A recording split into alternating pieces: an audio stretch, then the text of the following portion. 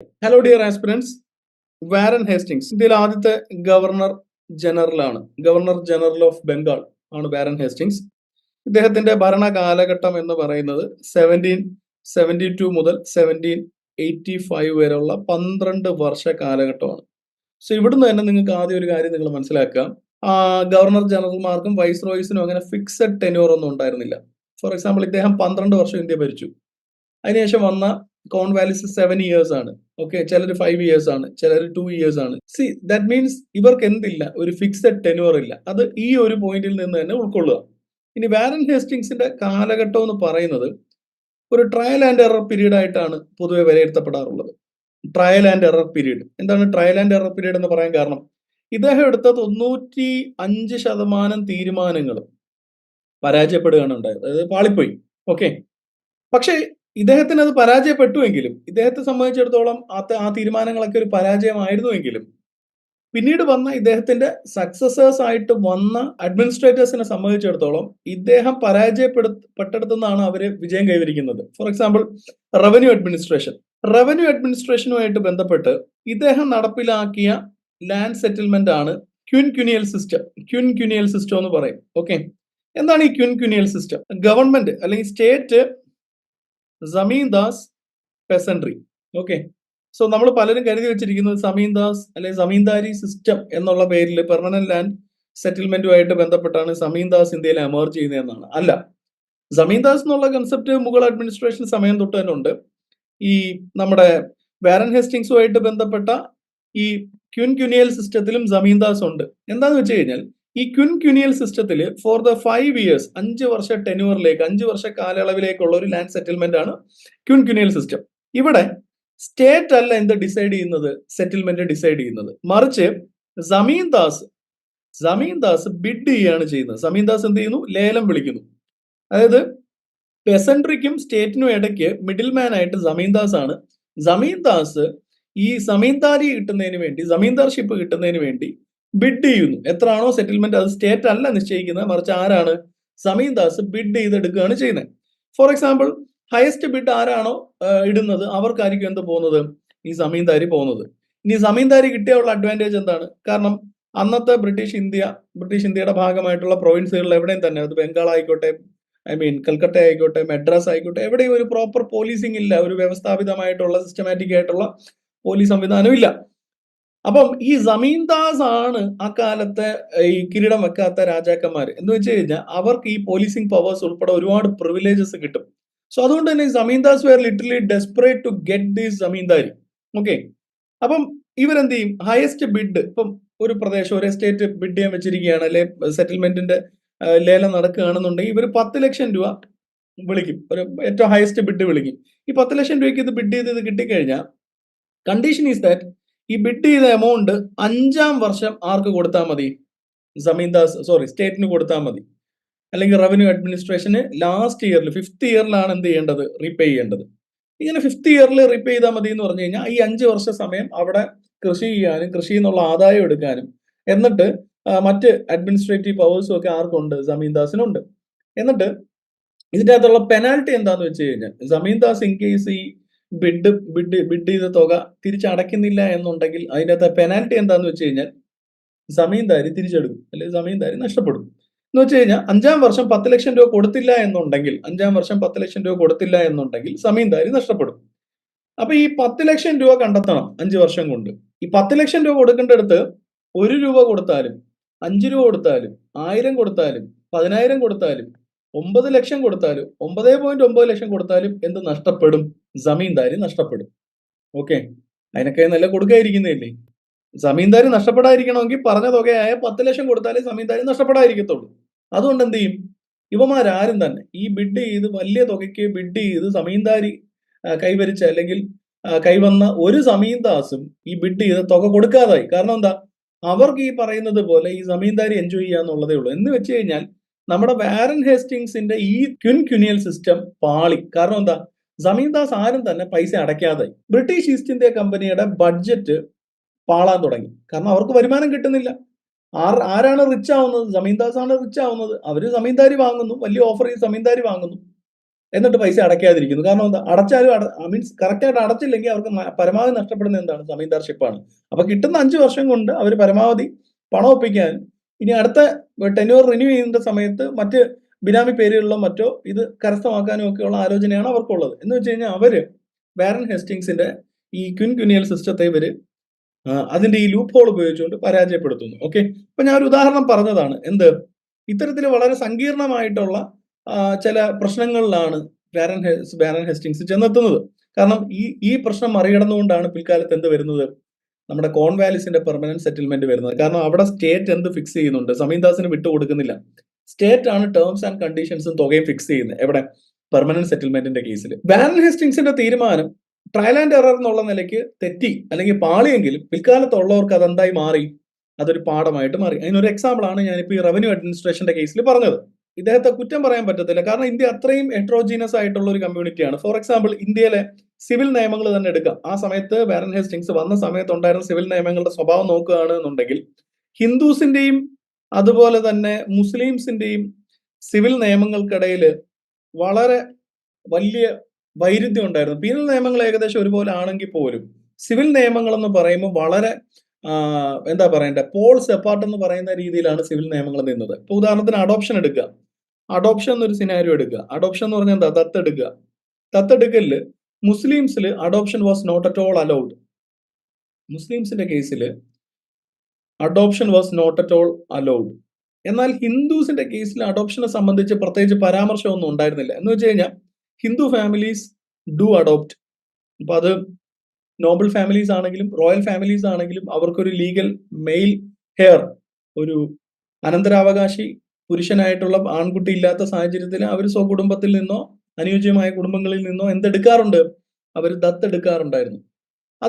ഇത് നിങ്ങൾ കൺസെപ്ച്വലി എങ്ങനെ ഓർത്തിരിക്കണമെന്ന് വെച്ച് കഴിഞ്ഞാൽ പിൽക്കാലത്ത് ലോർഡ് ഡൽഹൌസി നടപ്പിലാക്കിയ ഒരു അനക്സേഷൻ പോളിസിയാണെന്ത്? Doctrine of lapse.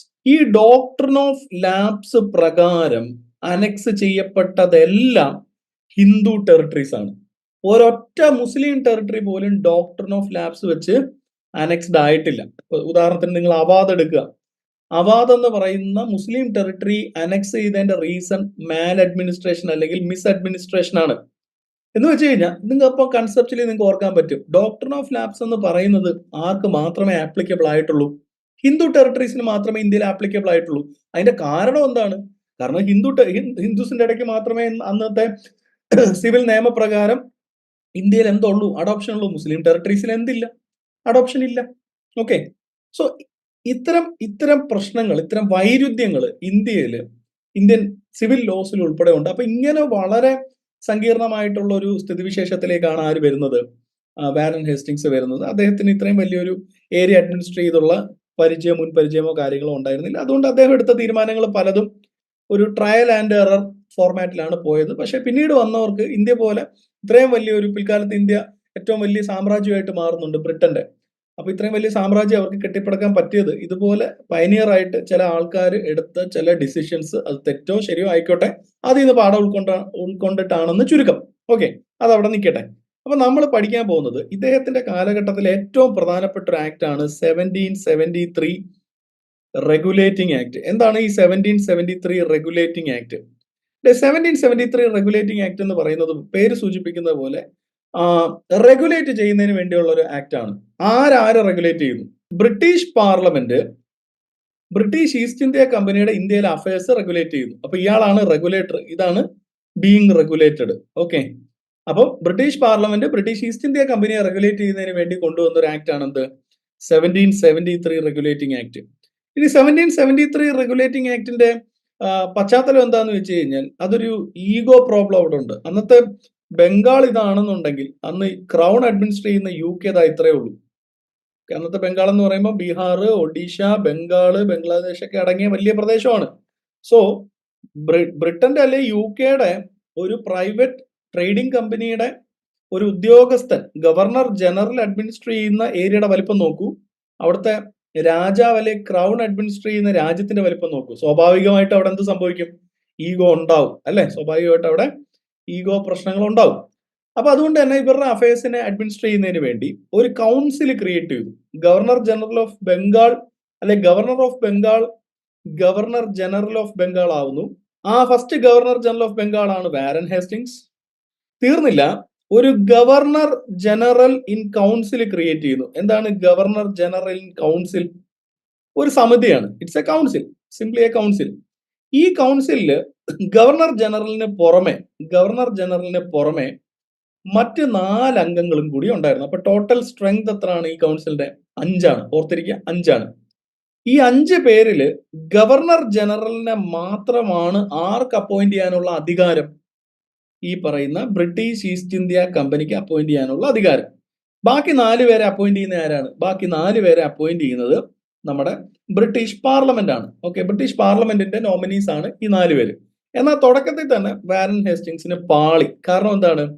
ഈ വന്ന 4 പേരില് 3 പേര് ഇദ്ദേഹത്തിന് എഗെയിൻസ്റ്റ് ആയി. ഇദ്ദേഹത്തിന് എഗെയിൻസ്റ്റ് എന്ന് പറഞ്ഞാൽ ഇതുമായിട്ടൊരു വളരെ ഹോസ്റ്റൈൽ ആയിട്ടൊരു റിലേഷൻഷിപ്പാണ് ഈ വന്ന 4-ൽ 3 പേർക്കും പിന്നീട് ഉണ്ടായിരുന്നു. ഇതിന്റെ ഒരു പ്രശ്നം എന്താന്ന് വെച്ച് കഴിഞ്ഞാൽ, ഈ സമിതിയിൽ ഒരു ഭൂരിപക്ഷം വേണമെന്നുണ്ടെങ്കിൽ എത്ര വേണം? ഔട്ട് ഓഫ് 5 നിങ്ങൾക്ക് 3 വേണം. 3/5 ആണ് ഇവിടുത്തെ മെജോറിറ്റി. ഇത് അദ്ദേഹത്തിന് കിട്ടിയിട്ടേയില്ല. പല എന്താ പറയണ്ട ക്രൂഷ്യൽ ആയിട്ടുള്ള ഡിസിഷൻ മേക്കിങ്ങിലും ഈ 3/5 എന്നുള്ള മെജോറിറ്റി കിട്ടാൻ വാരൻ ഹേസ്റ്റിങ്സും വന്ന 4-ൽ 3 അംഗങ്ങൾക്കും ഇടയിലുള്ള അഭിപ്രായ വ്യത്യാസം ഒരു തടസ്സമായി. ഇനി എന്താണ് ഇവർക്കിടയിൽ ഇത്രയും വലിയൊരു അഭിപ്രായ വ്യത്യാസം ഉണ്ടാവാൻ കാരണം എന്ന് വെച്ച് കഴിഞ്ഞാൽ അത് പ്യുവർ ഈഗോ പ്രശ്നമാണ്. ഈ വാരൻ ഹേസ്റ്റിങ്സ് ബ്രിട്ടീഷ് പാർലമെന്റിന്റെ പ്രതിനിധികളായിട്ടുള്ള ഈ 4 പേര് ഇന്ത്യയിലേക്ക് ആദ്യമായിട്ട് എത്തിയപ്പോൾ അവരെ വേണം വിധം അവരെന്ത് ചെയ്തില്ല, സ്വീകരിച്ചില്ല.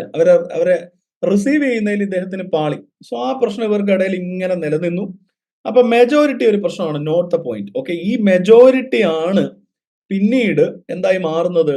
പിറ്റ്സ് ഇന്ത്യ ആക്ടിന്റെ കാരണം പോലും, അല്ലെ പിറ്റ്സ് ഇന്ത്യ ആക്ട് വരുന്നതിന്റെ ഒരു പ്രധാന റീസൺ പോലും ഈ മെജോറിറ്റി പ്രോബ്ലം ഇവിടെ ഉണ്ടായതുകൊണ്ടാണ്. ഇനി ഒരു സുപ്രീം കോർട്ട് എസ്റ്റാബ്ലിഷ് ചെയ്യുന്നു ഒറ്റ കൽക്കട്ട. ദയവ് ചെയ്ത് നിങ്ങൾ മനസ്സിലാക്കുക, ഇത് ഇന്നത്തെ സുപ്രീം കോർട്ട് അല്ല. ഇന്നത്തെ സുപ്രീം കോർട്ട് എന്ന് പറയുന്നത് 1935 ഗവൺമെന്റ് ഓഫ് ഇന്ത്യ ആക്ടുമായിട്ട് ബന്ധപ്പെട്ട് വന്ന സുപ്രീം കോർട്ടാണ് ഇന്ന് നമ്മൾ കാണുന്ന സുപ്രീം കോർട്ട് അറ്റ് ഡൽഹി എന്ന് പറയുന്നത്. ഓക്കെ, ഇത് സുപ്രീം കോർട്ട് അറ്റ് കൽക്കട്ട എന്നുള്ളത് 1773 ആക്ടിന്റെ ഭാഗമായിട്ട് അന്നത്തെ ഇന്ത്യയിൽ ഉണ്ടായിരുന്ന ബ്രിട്ടീഷ് സബ്ജക്ട്സിനെ, ബ്രിട്ടീഷ് പ്രജകളെ അല്ലെ ബ്രിട്ടീഷുകാരെ ട്രയൽ ചെയ്യുന്നതിന് വേണ്ടിയുള്ള ഒരു സുപ്രീം കോർട്ടാണ് ഈ സുപ്രീം കോർട്ട്. ഓക്കെ, അപ്പം ഈ 4 പോയിന്റ്സ് ആണ് ഏറ്റവും important. Governor of Bengal governor general of Bengal ആകുന്നു. അത് വാരൻ ഹേസ്റ്റിങ്സ് ആണ് first governor general of Bengal.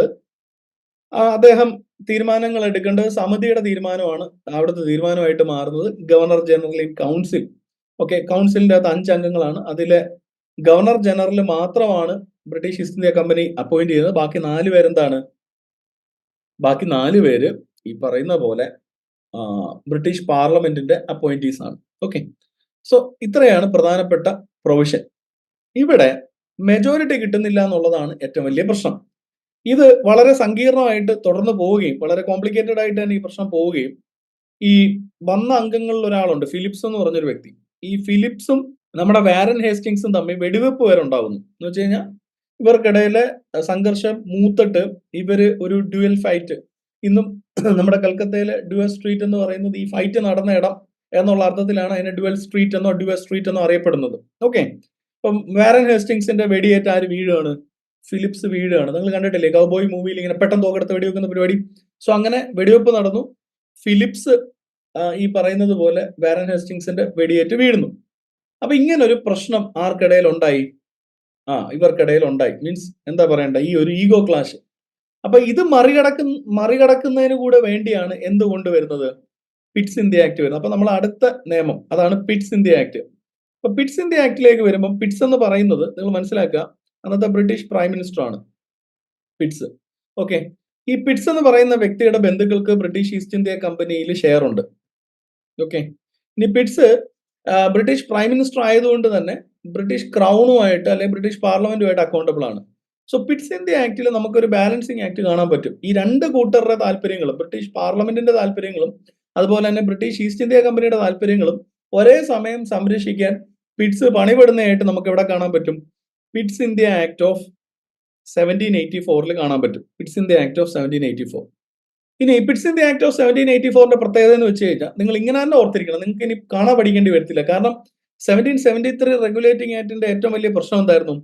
1773 regulating ആക്ടിലെ പ്രശ്നം മെജോറിറ്റി കിട്ടുന്നില്ല, 3/5 എന്നുള്ള മെജോറിറ്റി അച്ചീവ് ചെയ്യാൻ സാധിക്കുന്നില്ല എന്നുള്ളതായിരുന്നു പ്രശ്നം. അതുകൊണ്ട് ഇദ്ദേഹം ആദ്യം ചെയ്ത എന്താന്ന് വെച്ച് കഴിഞ്ഞാൽ ഗവർണർ ജനറൽ ഇൻ കൗൺസിലിന്റെ അംഗബലം 5-ൽ നിന്ന് 4 എന്ന് വെച്ച് കഴിഞ്ഞാൽ ഗവർണർ ജനറൽ പ്ലസ് 3 മെമ്പേഴ്സ് ആക്കി. 4 മെമ്പേഴ്സ് എന്നുള്ളത് ടോട്ടൽ 5 ആയിരുന്നല്ലോ, അത് ടോട്ടൽ 4 ആയെങ്കിൽ എവിടാണ് എണ്ണം കുറഞ്ഞത്? ഗവർണർ ജനറൽ അവിടെ ഉണ്ട്, 4 അംഗങ്ങൾ ഉണ്ടായിരുന്നത് ഇപ്പൊ എത്രയായി? 3 അംഗങ്ങളായി. ഓക്കെ, അപ്പൊ ഇവിടുത്തെ ടോട്ടൽ മെമ്പർഷിപ്പ് എത്രയായി? 4 ആയി. ഇനി 4 അംഗ സമിതിയിൽ ഒരു മെജോറിറ്റി കിട്ടണമെന്നുണ്ടെങ്കിൽ എത്ര കിട്ടണം? 3/4 വേണം. ഓക്കെ, നേരത്തെ മെജോറിറ്റിക്ക് എത്രയായിരുന്നു? 3/5 ആയിരുന്നു. ഇപ്പൊ മെജോറിറ്റിക്ക് എത്ര വേണം? 3/4 വേണം. നിങ്ങൾ പറ, 3/5 കിട്ടാനായിരുന്നു എളുപ്പം, അത് 3/4 കിട്ടാനായിരുന്നു എളുപ്പം? എളുപ്പം 3/5 കിട്ടാൻ തന്നെയായിരുന്നു. പക്ഷേ വാരൻ ഹേസ്റ്റിങ്സിന് ആ 3/5 കിട്ടിയിരുന്നില്ല. കാരണം എന്താണ്? He was actually the other members were actually hostile towards mister Warren Hastings. അതുകൊണ്ട് അത് കിട്ടത്തില്ലായിരുന്നു. അതുകൊണ്ട് ഇവിടെ 3/4 വേണം. പക്ഷെ 3/4ന്റെ അകത്ത് പിറ്റ്സ് ഒരു സൗകര്യം ചെയ്തു കൊടുത്തു. 3/4 വേണ്ട, നിങ്ങൾക്ക് 2/4 എടുക്കാൻ പറ്റുമോ? 2/4 എന്നുള്ള ഫിഗറിൽ എത്താൻ പറ്റുമോ? ഒരാളെ ഒപ്പം നിർത്താൻ പറ്റുമോ? അങ്ങനെ ഒരാളെ ഒപ്പം നിർത്തി കഴിഞ്ഞാൽ ഇപ്പൊ ഇവിടെ എന്ത് പറ്റി? ഇക്വാളിറ്റി വന്നു. അതായത് 4 വോട്ടിൽ 2 വോട്ട് നേടിക്കഴിഞ്ഞു. ഇക്വാളിറ്റി വരുന്ന ഒരു സിനാരിയോയില് ഗവർണർ ജനറൽക്ക് കാസ്റ്റിംഗ് വോട്ട് ചെയ്യാം. എന്ത് ചെയ്യാം? ഗവർണർ ജനറൽ കാസ്റ്റിംഗ് വോട്ട് ചെയ്യാം. ഇതാണ് സെക്കൻഡ് ഇമ്പോർട്ടന്റ് പോയിന്റ്.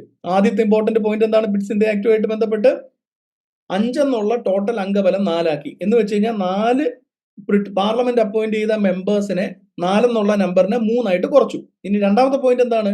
രണ്ടാമത്തെ പോയിന്റ് ഇക്വാളിറ്റി, മെജോറിറ്റിയുടെ കേസിൽ ഇക്വാളിറ്റി വരുന്ന സാഹചര്യത്തിൽ ഗവർണർ ജനറൽ എന്ത് ചെയ്യാം? കാസ്റ്റിംഗ് വോട്ട് ചെയ്യാം. പലയിടത്തും കിടപ്പുണ്ട് ഗവർണർ ജനറലിന് പിറ്റ്സ് ഇൻ ദി ആക്ട് വന്നപ്പോൾ വീറ്റോ പവർ ഉണ്ടായിരുന്നു. തെറ്റാ കേട്ടോ. ഗവർണർ ജനറൽ വീറ്റോ പവർ ഇല്ല. വീറ്റോ പവർ എന്ന് പറഞ്ഞാൽ എന്താ? 4-1 1/4 ഉണ്ടെങ്കിലും ഗവർണർ ജനറൽക്ക് വീറ്റോ ചെയ്യാം. അങ്ങനെ വീറ്റോ ചെയ്യാൻ അധികാരം വല്ലതും ഉണ്ടോ? ഇല്ല. 2/4 വരുന്ന സമയത്ത് കാസ്റ്റിംഗ് വോട്ട് ചെയ്യുക എന്നുള്ളതാണ്. അതുകൊണ്ട് അങ്ങനെ തന്നെ പഠിക്കുക. 2/4 അപ്പോൾ equality governor general can do A casting vote, അത്രേ ഉള്ളൂ, അല്ലാതെ വീറ്റോ പവർ ഒന്നുമല്ല. സോ ഇങ്ങനെ ഈ 2 ഫീച്ചേഴ്സ് പിറ്റ്സ് ഇൻ ദി ആക്ടുമായിട്ട് ബന്ധപ്പെട്ട് ഓർത്തിരിക്കുക. പിറ്റ്സ് ഇൻ ദി ആക്ടിന്റെ ഈ ഫീച്ചർ, അല്ലെ പിറ്റ്സ് ഇൻ ദി ആക്ടിൽ ഈ ഫീച്ചർ വന്നതിന്റെ കാരണം എന്താണ്? കാരണം 1773 ആക്ടുമായിട്ട് ബന്ധപ്പെട്ട് ഇന്ത്യയിലെ ഭരണം മുന്നോട്ട് കൊണ്ടുപോകുന്നതിന് ആവശ്യമായ എന്തില്ല? മെജോറിറ്റി ഒരു പ്രശ്നമായിട്ട് മാറിയതുകൊണ്ടാണ് മെജോറിറ്റി കൈവരിക്കുന്നതിന് വേണ്ടി എന്ത് കൊണ്ടുവന്നത്? ഈ പറയുന്ന 2/4 സോറി എന്താണ് അംഗബലം കുറച്ചതും അതുപോലെ തന്നെ കാസ്റ്റിംഗ് വോട്ട് എന്നുള്ള പ്രൊവിഷനും കൊണ്ടുവന്നത്. ഓക്കെ, ഇനി അതിന് പുറമെ ഇതാണ് മേജർ ഇമ്പോർട്ടന്റ് ആയിട്ടുള്ള ഫീച്ചേഴ്സ്. ഇനി അതിന് പുറമെ പിറ്റ്സ് ഇൻ ദി ആക്ടുമായിട്ട് ബന്ധപ്പെട്ട് വേറൊരു ഇമ്പോർട്ടന്റ് ഫീച്ചർ എന്ന് പറയുന്നത് ഒരു ബോർഡ് ഓഫ് കൺട്രോൾ ക്രിയേറ്റ് ചെയ്തു. എന്താണ്? ബോർഡ് ഓഫ് കൺട്രോൾ ക്രിയേറ്റ് ചെയ്തു. ബോർഡ് ഓഫ് കൺട്രോൾ എന്ന് വെച്ച് കഴിഞ്ഞാൽ again it's a 6 membered body. 6 membered സമിതിയാണ്, ഒരു ബോഡിയാണ്. 6 membered body again appointed by British parliament. British parliament appoint ചെയ്ത ഒരു 6 മെമ്പേർഡ് ബോഡിയാണെന്ത്? ഈ ബോർഡ് ഓഫ് കൺട്രോൾ എന്ന് പറയുന്നത്. അപ്പൊ ബോർഡ് ഓഫ് കൺട്രോളുമായിട്ട് ബന്ധപ്പെട്ട് 6 അംഗങ്ങൾ ബ്രിട്ടനിൽ നിന്നും ഇന്ത്യയിലെ ബ്രിട്ടീഷ് ഈസ്റ്റ് ഇന്ത്യ കമ്പനിയുടെ അഫയേഴ്സ് കൺട്രോൾ ചെയ്യും. ഓക്കെ, അതുപോലെ തന്നെ ഇന്ത്യയില് ഗവർണർ ജനറൽ ഇൻ കൗൺസിലില് 3 അംഗങ്ങൾ ബ്രിട്ടീഷ് ഈസ്റ്റ് ഇന്ത്യ കമ്പനിയുടെ അഫയേഴ്സ് കൺട്രോൾ ചെയ്യും. അപ്പൊ നിങ്ങളൊന്ന് ആലോചിച്ച്, ആകെ മൊത്തം ടോട്ടൽ എത്രയായി? ബ്രിട്ടനിൽ 6 പേര്, ഇന്ത്യയിൽ 3 പേര്, അപ്പൊ മൊത്തം എത്രയായുടെ? 9 പേര്. ഓക്കെ, അപ്പൊ നമുക്കൊന്ന് കമ്പയർ ചെയ്യാം. Regulating Act 1773, Pitt's India Act 1784. Regulating ആക്ടില് ബ്രിട്ടീഷ് പാർലമെന്റിന്റെ റെഗുലേഷന്റെ ഭാഗമായിട്ട് എത്ര പേരായിരുന്നു ബ്രിട്ടീഷ് പാർലമെന്റിന്റെ ഭാഗമായിട്ട് ബ്രിട്ടീഷ് ഈസ്റ്റ് ഇന്ത്യ കമ്പനിയുടെ അഫയേഴ്സ് കൺട്രോൾ ചെയ്തത്? 4 പേരായിരുന്നു. ഇപ്പൊ എത്രയായി? ഇപ്പൊ 3 പേര് ഇന്ത്യയിലും 6 പേര് ബോർഡ് ഓഫ് കൺട്രോൾ ആയിട്ട് ബ്രിട്ടനിലും. എത്രയായി? 9 ആയി. നിങ്ങൾ പറ, റെഗുലേഷൻ കൂടിയോ ഇല്ലയോ? തീർച്ചയായിട്ടും പിറ്റ്സ് ഇൻ ദി ആക്ടോട് കൂടി ബ്രിട്ടീഷ് ഈസ്റ്റ് ഇന്ത്യ കമ്പനിയുടെ മേലെയുള്ള ബ്രിട്ടീഷ് പാർലമെന്റിന്റെ regulation was increased. Okay, so ഇതൊരു സ്റ്റേറ്റ്മെന്റ് ആയിട്ട് ചോദിച്ചാൽ അതിന്റെ ആൻസർ എന്താണ്? With Pitt's India Act the regulation upon or the regulation on British East India Company is increased or was increased. ആ statement ശരിയാണോ? ശരിയാണ്. നേരത്തെ 4 ആയിരുന്നെങ്കിൽ ഇപ്പൊ എത്രയായി? 9 ആയി. സോ ക്ലാസിന്റെ ലെങ്ത് ഇത്തിരി കൂടിപ്പോയി. അപ്പൊ ഇതിന്റെ ബാക്കി, ഇതിന്റെ കണ്ടിന്യൂഷൻ, അപ്പൊ നമുക്ക് ഇനി പഠിക്കാനുള്ള അടുത്ത ഗവർണർ ജനറൽ ലോർഡ് കോൺവാലിസ് ആണെങ്കിലും, അല്ലെങ്കിൽ നമുക്ക് വരാൻ പോകുന്ന വെല്ലസ്ലി പ്രഭു ആണെങ്കിലും, ആ സമയത്തുണ്ടായിരുന്ന ആക്സ് ആണെങ്കിലും സബ്സിക്വന്റ് ആയിട്ടുള്ള വീഡിയോസിൽ വരും.